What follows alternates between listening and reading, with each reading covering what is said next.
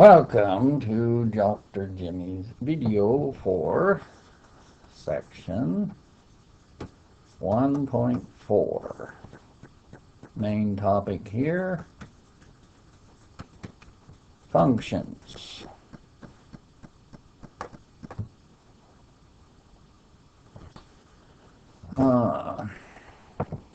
Suppose we have an oven. So this may be an industrial oven, it might be one you use to cook with, but an oven. So we have an oven pad, or the control pad, and we have the oven temperature.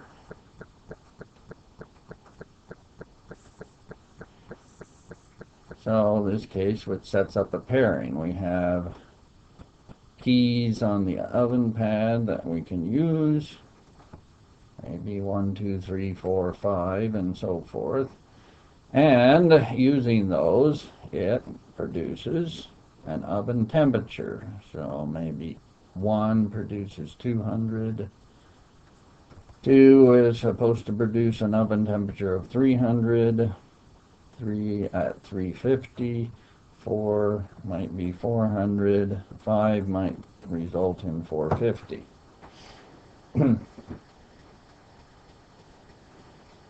So this sets up pairs. So we have a set of ordered pairs.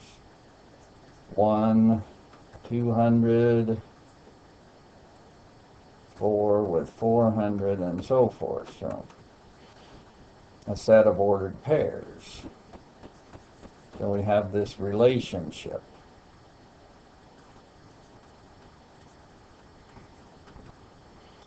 Relationship between the pad setting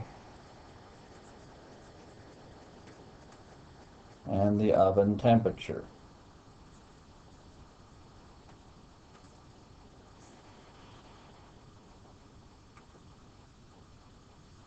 But this is a particular kind of relationship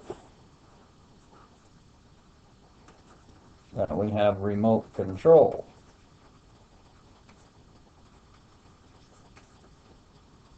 So, the oven temperature is produced completely based upon what we do with the pad setting and the actual mechanisms of the oven. So we don't have direct contact with the oven temperature, or we hope not. So,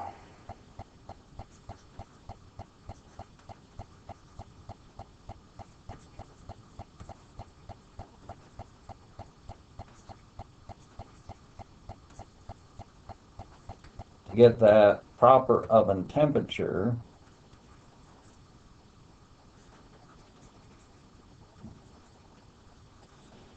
we just need the pad setting.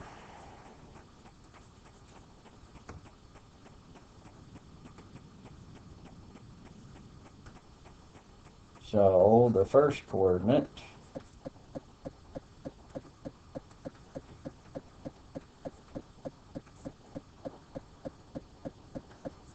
completely determines the second coordinate.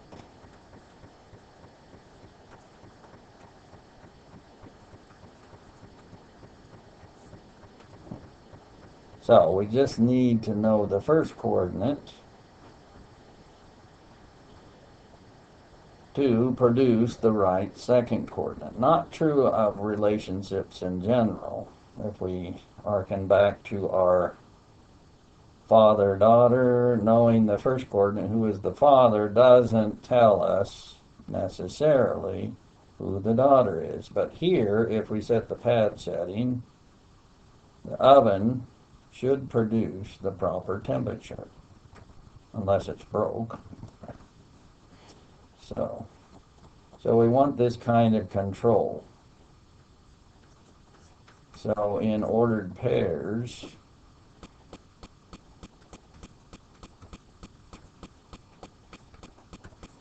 our X is going to control Y.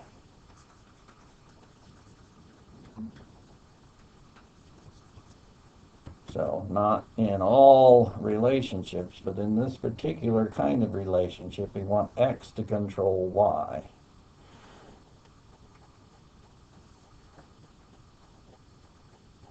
Or another way to say it is that Y is a function of just the X. So if we know the X, we know the Y. Completely determined by the first coordinate. So, in that case, what do we need to know?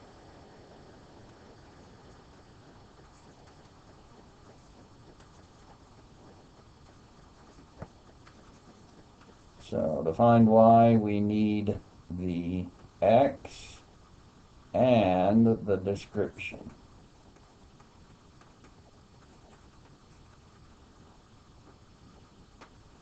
Of the relationship. If we have those, then we know the Y. So if we know X is the keypad setting, and we know what the oven is supposed to do, it would produce the proper temperature. So we can think of this situation, one way would be to take X as an input to something. It goes inside, and out the other side comes Y. So what do we control? The raw materials going in, what the actual function relationship is supposed to do, and out comes the Y. So let's label this relationship maybe F. So X is related to Y by this relationship description F. Or we could say that if we take X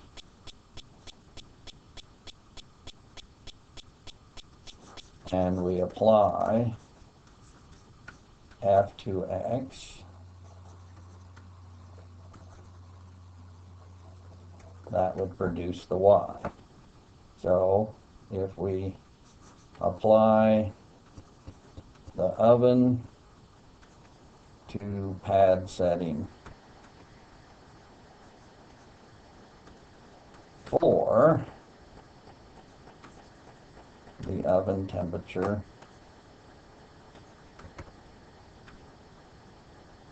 of 400 results.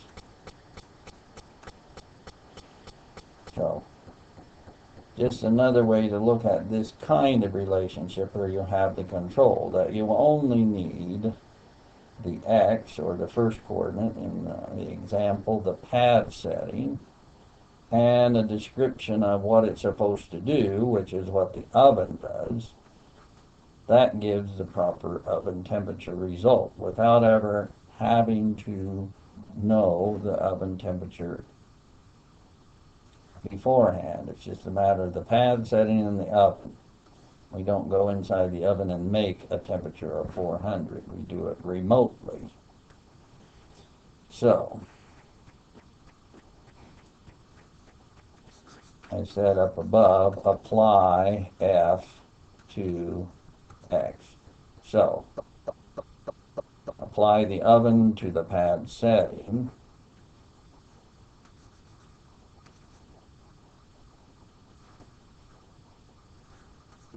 And so another way to term that might be the oven of the pad setting 4 would result in 400 degrees, or F of X.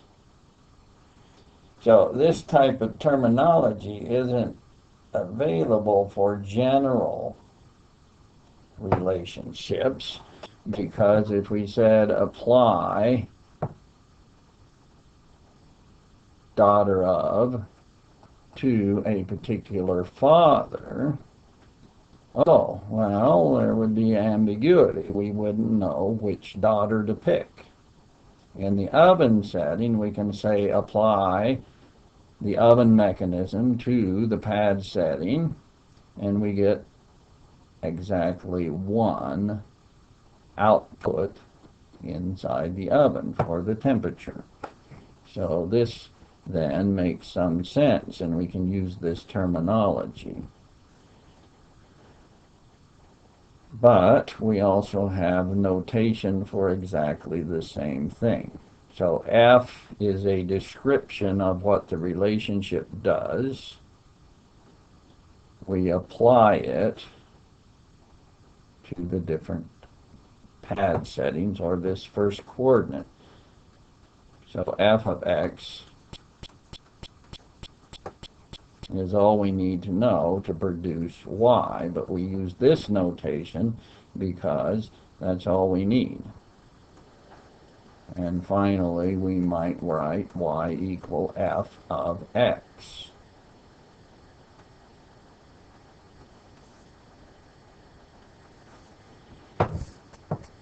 So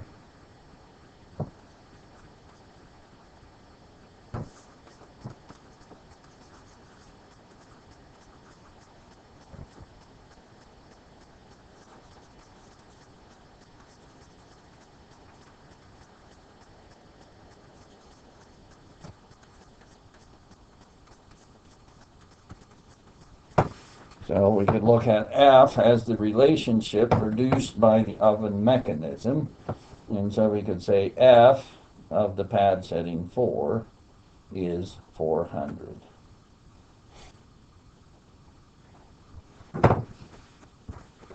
Now for algebraic equations, we could take an example of an equation such as 3x minus 2y equals 6. So this is a relationship. But does this describe a function relationship?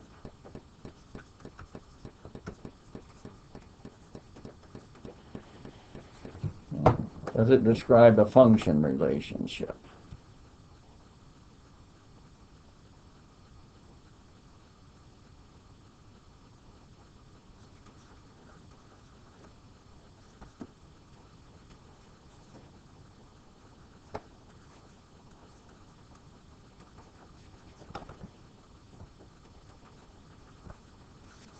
So does X and a description determine Y?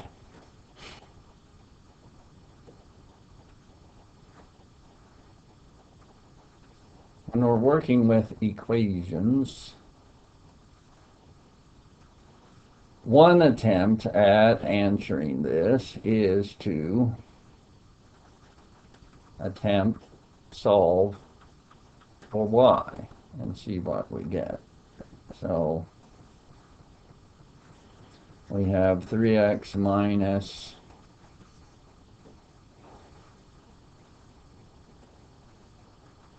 2y equals 6. So minus 2y equals 6 minus 3x. Y is equal to 6 minus 3x over minus 2.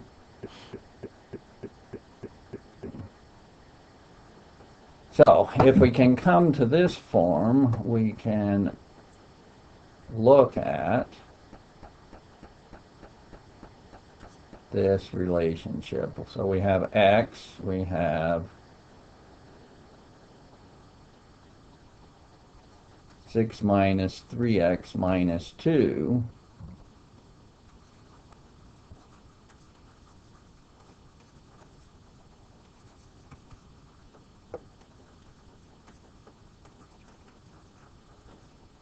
And so if all we know is the x and this description, 6 minus 3x over minus 2, that's enough. We don't need to know the y beforehand. We know x and what we're supposed to do to x.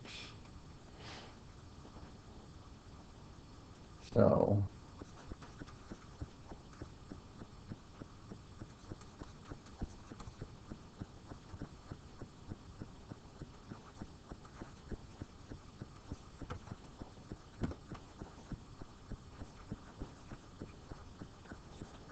for this example, x being the first coordinate, this set of ordered pairs here describes a function relationship. Every time I know one x, it produces exactly one y. That creates what's called a function. Y is a function of x. And so at that point we could say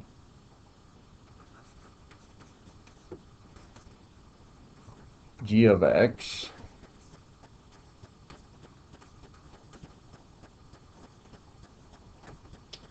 is described by what it does to x. It subtracts 3 times x from 6 and then divides by minus 2. So g is a relationship, that's a function, which given an x produces exactly one second coordinate, or y, without ever mentioning y.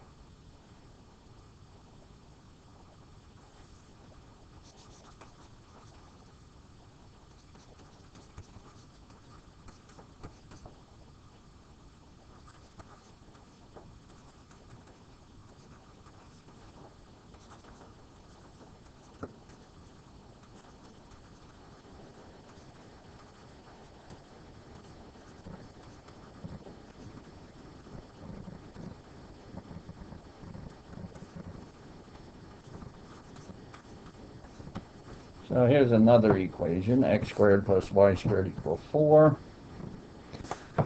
Is this going to describe a function relationship?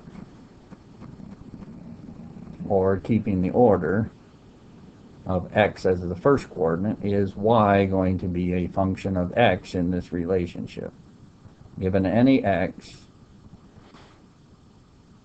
does it produce exactly one y?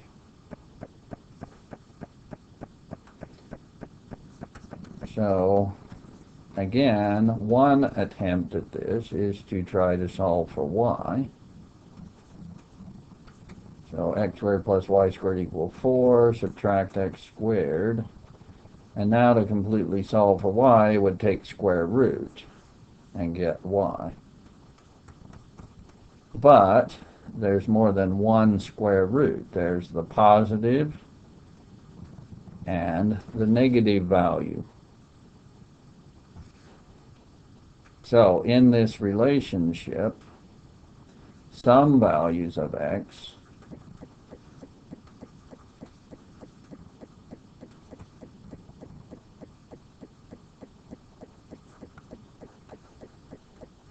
produce two values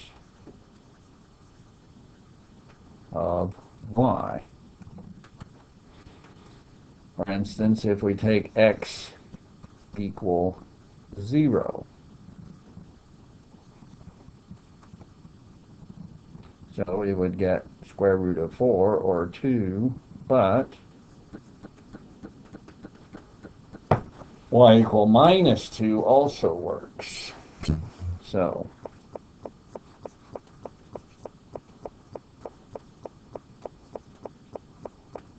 it's not a function relationship.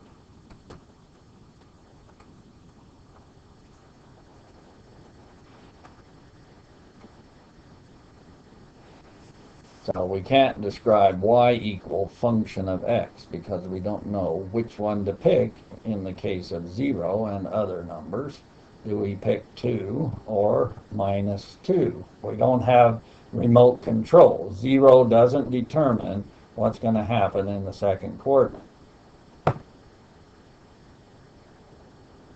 So function relationships are very important. In many cases, we want that control.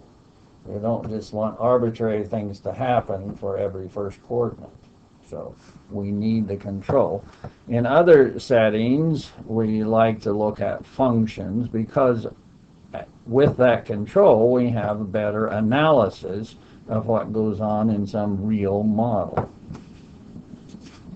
So we deal a lot with functions.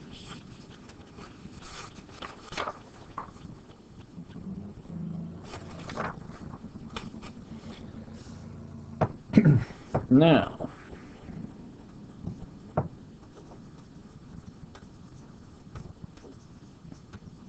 if we start with the relationship x squared plus y squared equal 4, then when we solved, we ended up with a problem as a function, not necessarily as a relationship, but as a function it doesn't work out because we have two choices for a square root.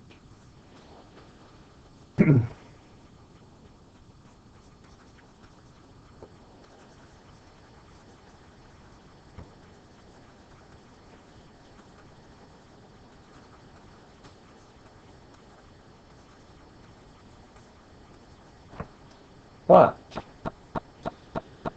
when we solve for y, what we did is solve in two different settings, so that the original relationship is made up of two functions.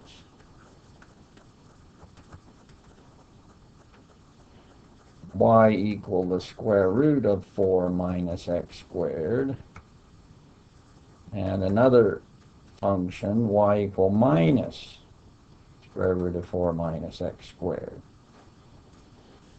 Of course, this first function is the set of values or coordinates where the second coordinate is non-negative, and the second function describes all of the ordered pairs in the relationship where the y is negative. The two together make up the entire relationship. So this is something we do sometimes. We have a general relationship. We can't write it as a function, but we may be able to break it into pieces. Here we've broken it up into the set of values x, y, where the y is positive, and then we have the set where y is negative. On those pieces, then we can see them as functions. So we end up studying functions a lot, even though we didn't start with a function.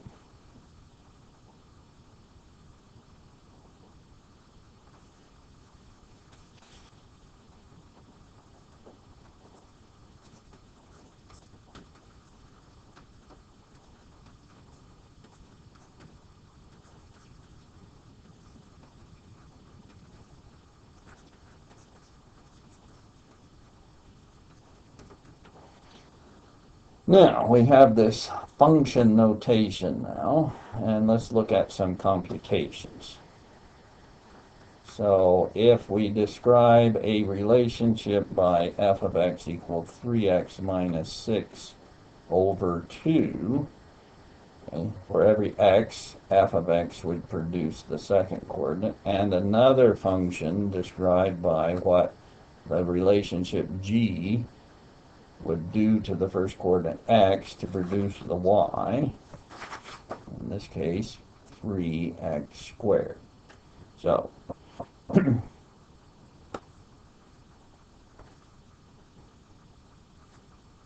computing some things, f of 2, and this is direct substitution into the description. So wherever there was an x, it's replaced by 2. So f of 2 produces the second coordinate 0. So we get 2 comma 0 as a coordinate pair in that relationship. But for x equal 2, it's the only pair. We can do f of minus 1. 3 times minus 1. Replace the x by minus 1.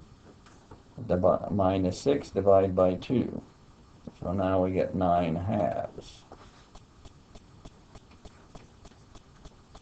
But we can put anything in place of the first coordinate. F of w would be 3. W replaces x. So 3w minus 6 over 2.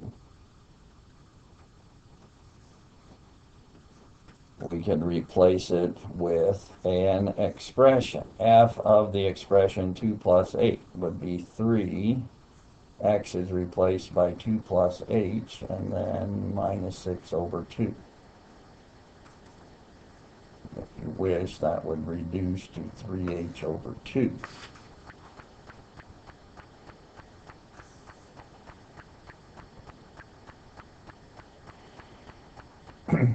Now we can even replace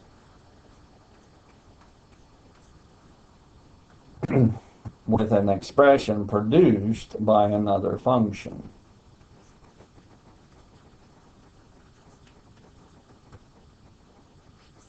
So we can deal with composition. G of f of x.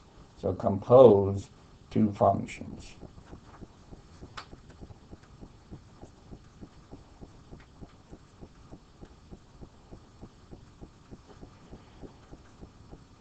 So we could accomplish this in at least a couple of ways. One would be to substitute in f of x is actually 3x minus 6 over 2, and then in the slots for x and g of x we would place 3x minus 6 over 2. Now let's go back and look at the functions. So we have g of x, 3x minus 6 over 2, or sorry, f of x. G of x says take x, square that, times 3. But now, instead of squaring x, we square 3x minus 6 over 2, and then multiply by 3.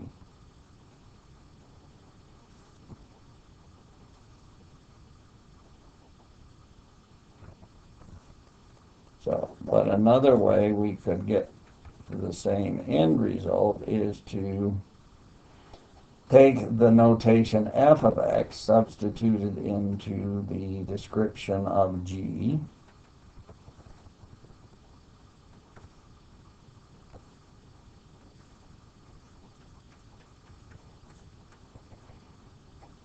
and get f of x squared times 3, and then replace f of x by 3x minus 6 over 2.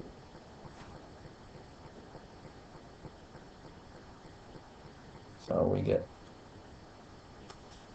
compositions. In general, if we compose in the opposite direction, so f of g of x instead of g of f of x, we get a different expression.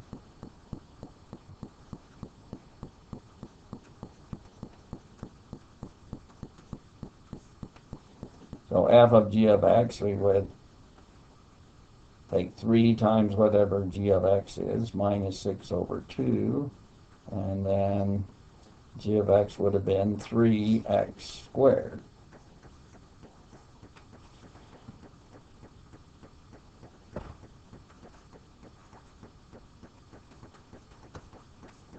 So a different description of something than doing it g of f.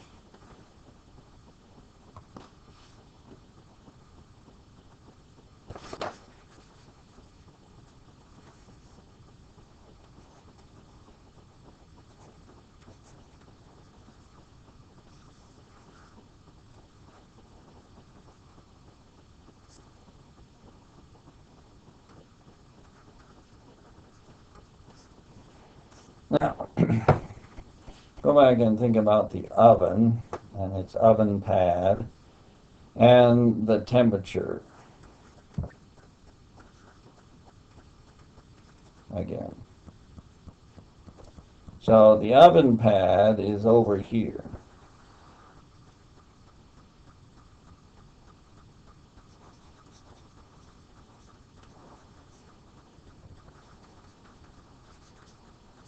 This is the place where we exist.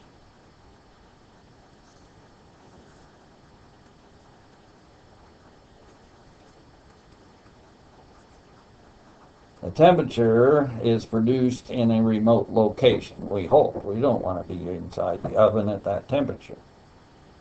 So we live over here outside the oven and control the oven pad. Once we set an oven pad number, then remotely at the other location it produces the temperature. So some words used here, we could say that we live or exist in our domain. We control things in our domain. When we do something in our domain, it has effect somewhere remotely.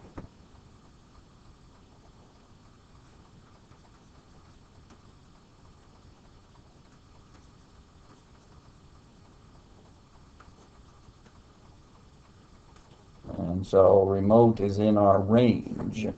Or you might think of firing off a shot from our domain. It hits somewhere out in the range.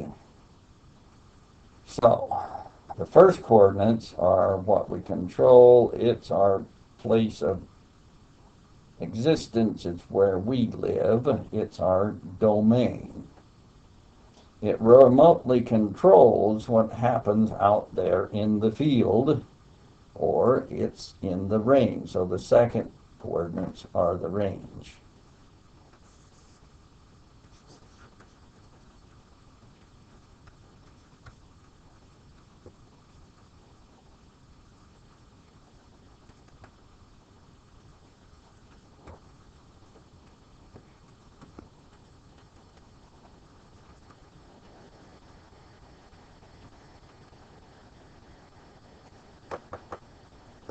So we have the domain of a function of this relationship is just to gather up all the first coordinates, and all those together make the domain. The range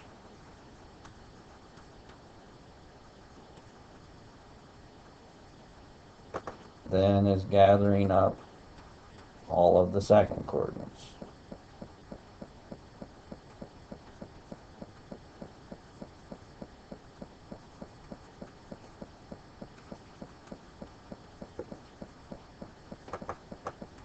So domain and range, but you can think of domain as the part that you control in the function, the first coordinate, and the range is what happens when you control it off in the field somewhere remotely.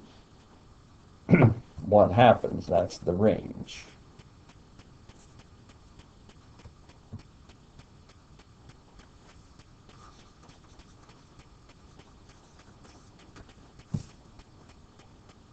So if we describe a function relation, y equal 3x plus 2, so every x produces 1y, then x would be the domain variable, the first coordinate, and y is going to be the range.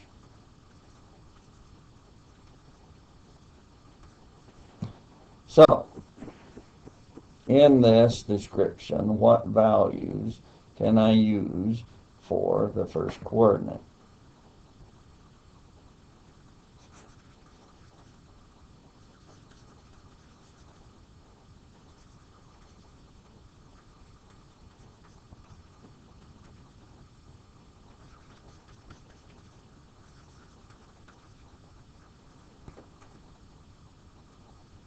So it comes down to, for 3x plus 2, what values does it make sense to put in x?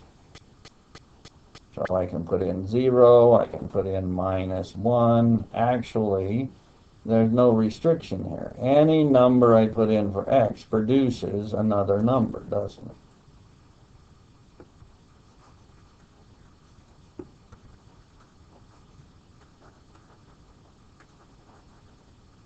So the set of all real numbers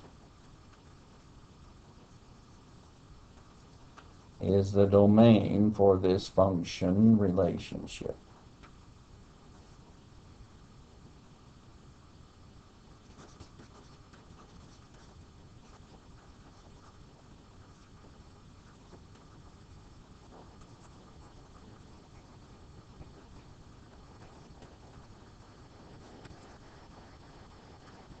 The range would be, well, if I use all of those x's, what values of y will result?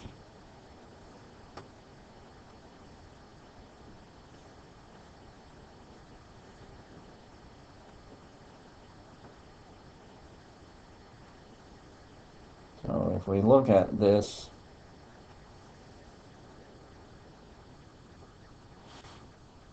if we had a graph, we would see a line with positive slope. We have a linear equation. So some upward slope. So here's a very rough sketch. Maybe not exactly the scale, but the idea. So if we look at the domain values, the x's, and we use all of those, what happens in the y's? Or up and down, we get the range. But as we progress along this line with the slope, eventually it goes as high as we want. It also goes as low as we want. So the range is the set of all real numbers, just like the domain. So we're allowed to use all possible x's. The result would give somewhere every possible y.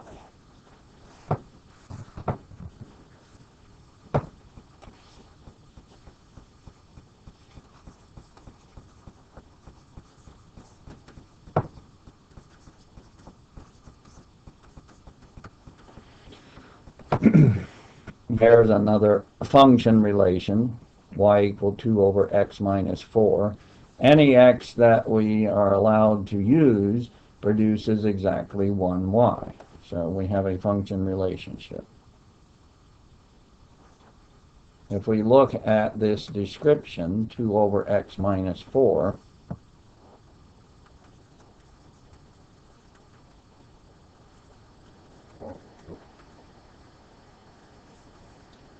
we're okay unless the denominator happens to be 0. So this would be defined unless x minus 4 is 0, or in the case that x is 4. So the domain is the set of all real numbers except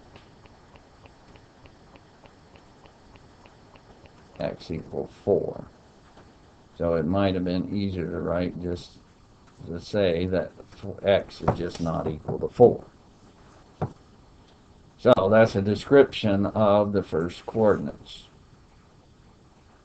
So we can use any value of x except 4. So what kind of values of y will that produce? Again, if we could get a graph of this,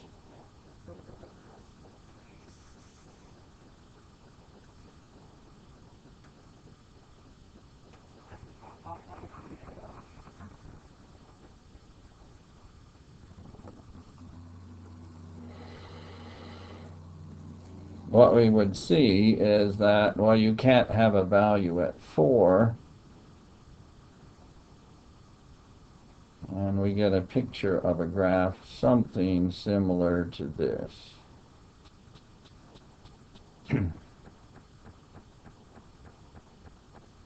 So if we could get a graph, we would notice, oh, we can't cross 4. There's no x equal 4, but we get a graph everywhere else, producing a lot of range values.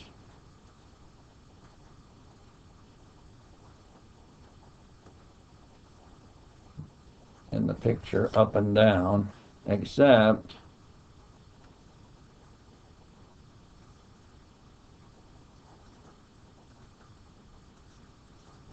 we can never produce 0 for the y.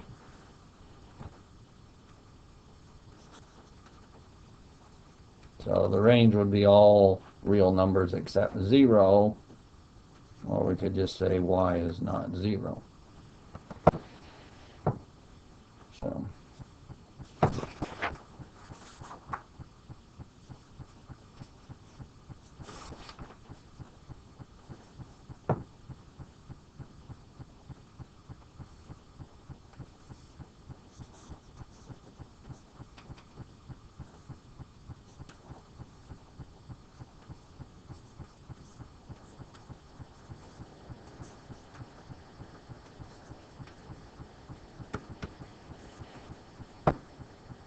So there's something called a vertical line test for functions.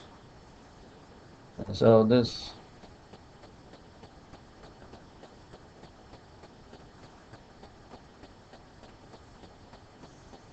has to do with a graph of a function. So we have a graph in some way of a relationship, so some curve.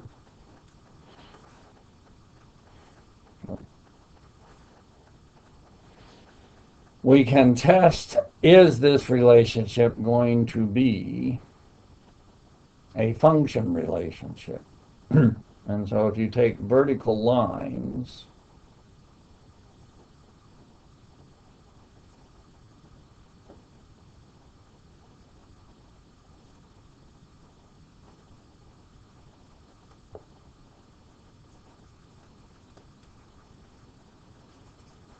you would possibly intersect the curve.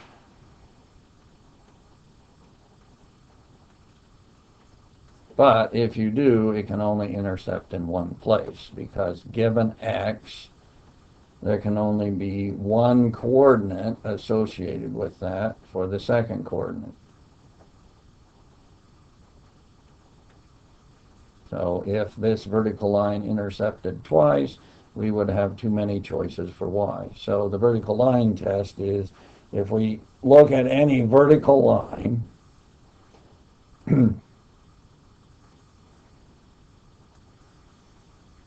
it crosses at most one place, then this is a function relationship. So this picture describes a graph of a function.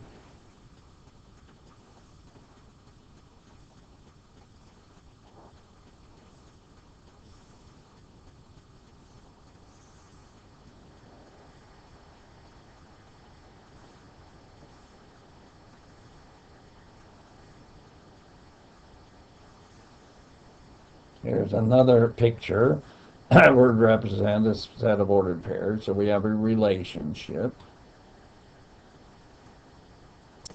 If we take some vertical lines,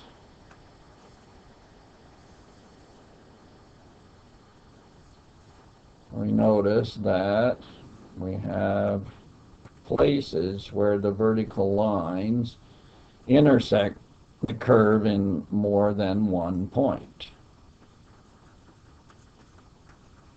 So it's not a function relationship.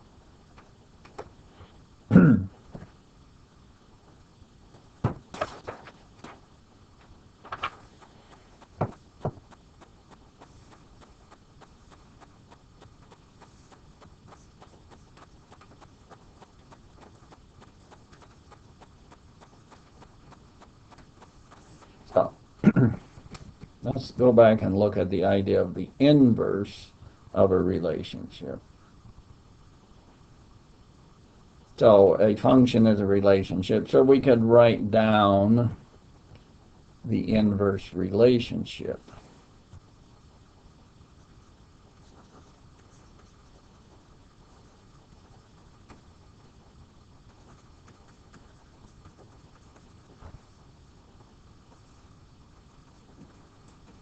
So if we took this linear equation, y equals 3x plus 2, instead of y, we could call it f of x. Does f of x have an inverse? Well, it has an inverse relationship.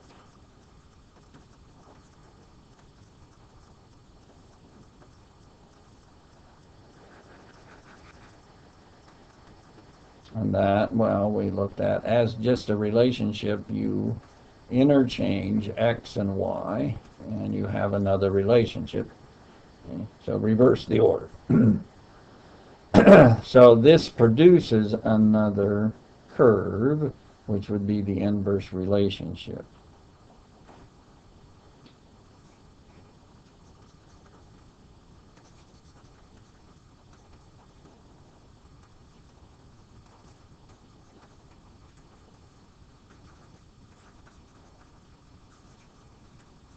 When I do that, do I produce another relationship that's also a function?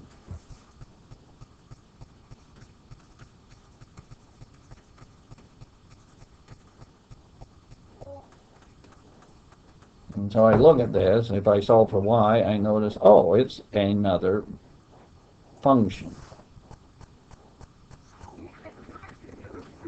So in this case, the inverse relationship is also a function.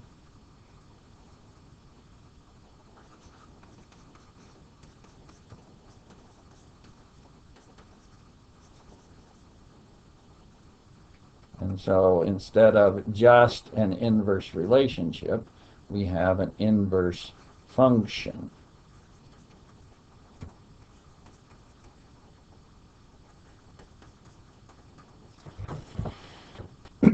So we can always interchange the coordinates. But when we do that, we may or may not end up with another function. In this case, we did. So we call it the inverse function, not just the inverse relationship, which means it has more properties when we're done.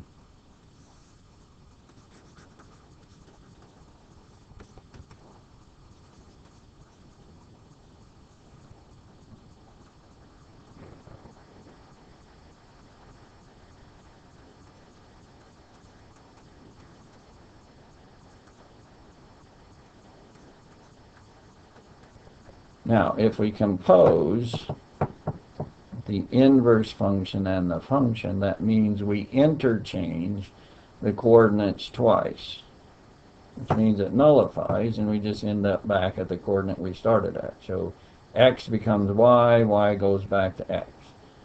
So in either order, f of g of x or g of f of x. So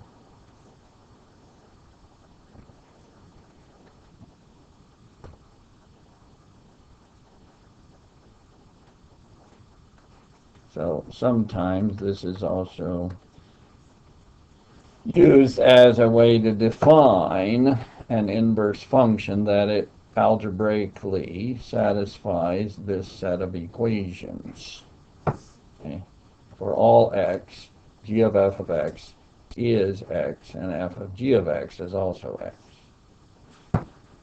But we can think of it, well, it's just interchanged the coordinates twice, so we end up back with the same coordinates, so it doesn't do anything.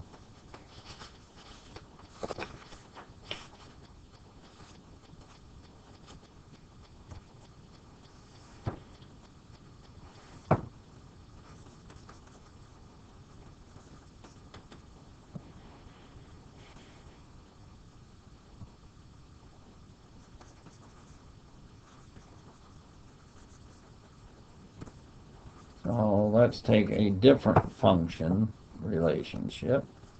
F of x equals x squared over 2.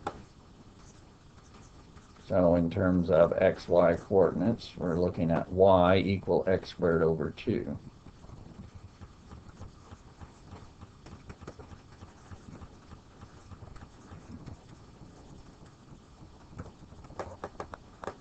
So we get an inverse relationship, which would reverse the order. So instead of y equal x squared over 2, we get x equal y squared over 2.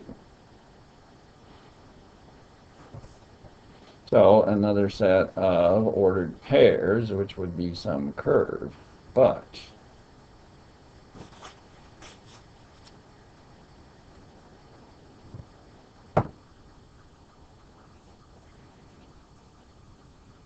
does this produce another function relationship? If we were to solve for y,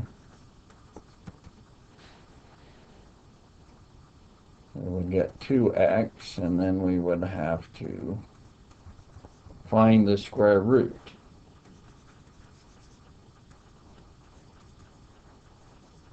So this is not a function. So there's no inverse function for f of x equal x squared over 2.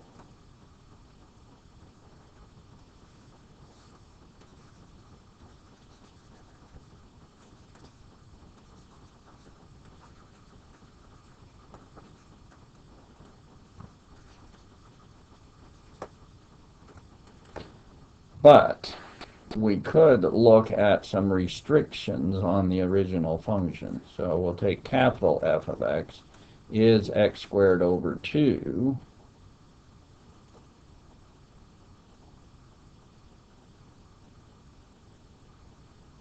and only allow x to be bigger than or equal to 0.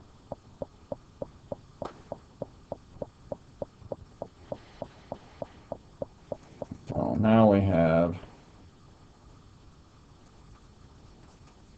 y equal x squared over 2, but only considering x bigger than or equal to 0. If we look at the inverse in this setting, so interchange x and y,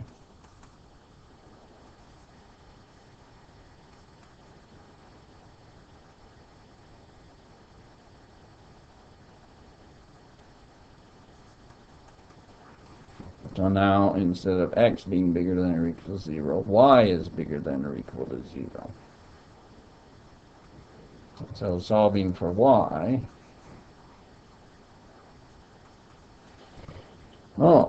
now we don't have this choice of 2 y's. It restricts us to 1.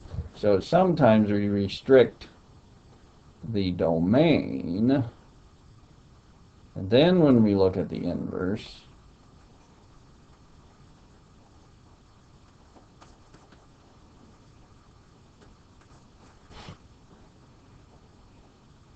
we have an inverse function. So we could say that the square root of 2x is the inverse function, but we would have to say, well, if we just use positive x's.